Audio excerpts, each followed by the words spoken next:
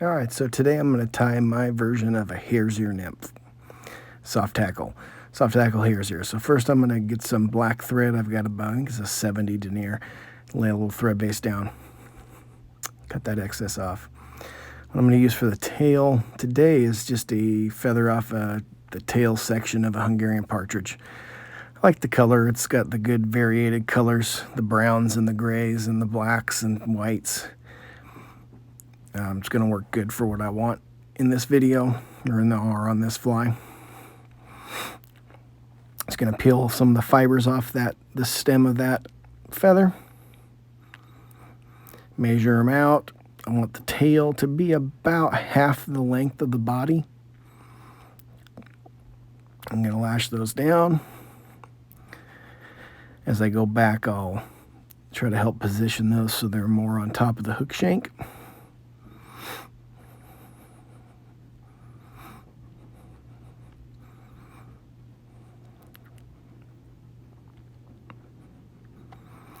And this one it's a little sparse, probably good for a trout fly. I would like it to be a little thicker for some more action, because this is going to be for warm water fish like panfish and bass. So I'm going to add a few more fibers.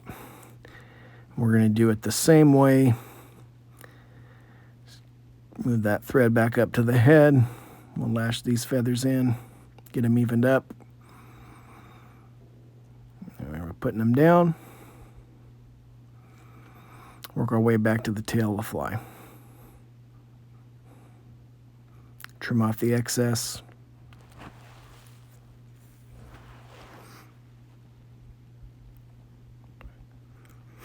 And we'll get that all evened up back there. Go back to where I want to end it. Clean it up a little. Then we're going to add our rib. This I'm using extra small gold ultra wire. This works pretty good. It gives a little bit of gold tint. The dubbing I use is pretty buggy, so it doesn't show through very well. If I bumped it up to a small size, it would show through quite a bit better, but I just kind of want it to hold the fibers on with maybe a hint of gold. So I got the extra small for this. Just going to start at the bead, lash it down, work our way back towards the tail of the fly. I usually lash it down on the far side of the hook if you're facing it. This dubbing that I've got is stuff I've made myself. I use a coffee grinder. I use a hare's ear mask for this one. Natural color with a little bit of tan ice, UV ice dub, and then some squirrel tail fibers. And then it grind it all up and gives me that natural hare's ear color. A little bit of UV property in there. And then it's also got the nice spikiness from the squirrel tail fibers.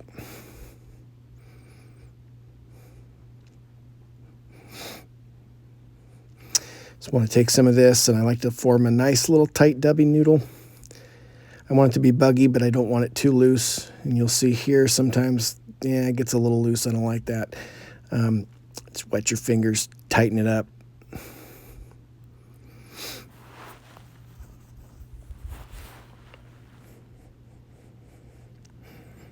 think we're going to need a little bit more. Just want to go kind of fill that right up to the bead.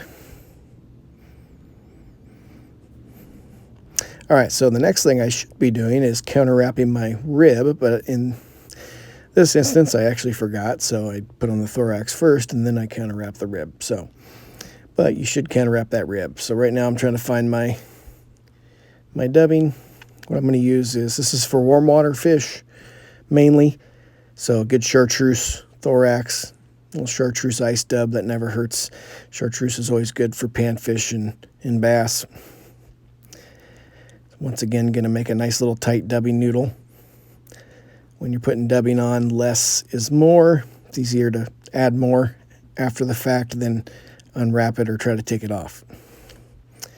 I'm going to go back, and I wanted to leave a little bit of room from where I put this thorax and between the thorax and the bead, because I got to put my Partridge Feather soft tackle on there, and then a dubbing collar as well. So I'm going to add a little more. I want the thorax, usually I want the thorax to be a little bit bigger than the body, so it kind of stands out, but not too much bigger. And that way it looks more like the proper anatomy of an insect.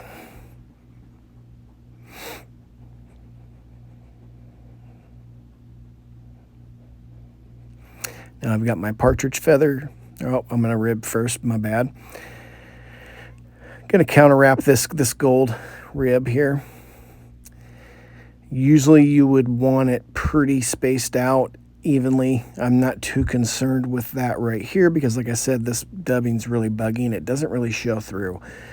If I was using a bigger rib, I would space it out nice and evenly so it looked nice and neat. I like to have my flies nice and neat, even if they're buggy. Have them as neat as possible. If they're not, if you don't like them, what I found is you won't like to fish them. Now I've got my partridge feather. I took this feather out first and pre-measured it. Now I'm going to tie it in from the tip. I'm going to preen back those fibers. I'm going to tie it in with the feather fibers, the concave side facing back. That way they'll lay down the way I want them. Trim off the excess of that tip.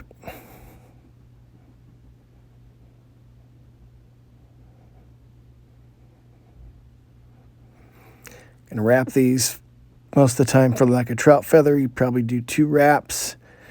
Keep it nice and sparse. I want a lot of action for the warm water fish. They like action. I'm not putting rubber legs or anything on it, so I'm gonna go about 3 wraps. Get all those fibers on there so it's nice and buggy and it'll have lots of movement. Then I'm gonna tie those down with 3 wraps. 3 wraps usually holds anything pretty well. Trim off that stem.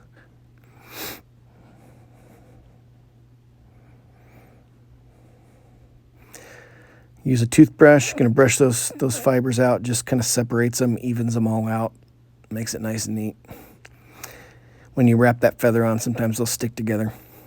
I'm going to get my dub collar for this. I'm going to use peacock ice dub. I like that for a collar. I use that a lot for the thorax as well.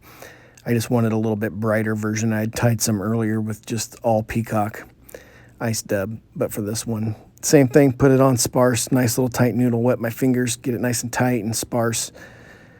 I don't want the collar to be too big. If you make it too big, it's going to force your partridge feathers to kind of lay down more than you want. I want them to stick up a little bit. I don't want them to be totally laid down on the body. And that's good right about there. Now we're just going to whip finish. Usually I go 3 to 4 turn whip finish, and I'll do that twice.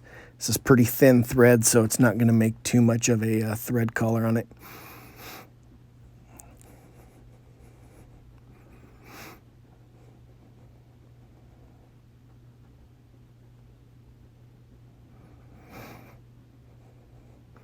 I'm going to add my head cement. Got some Loon water-based here. Sally Hansen's clear, like nail hardener.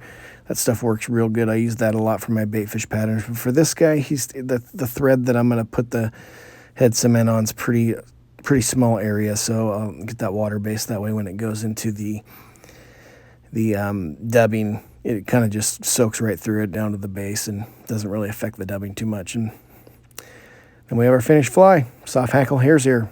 Hope you guys tie some up and enjoy.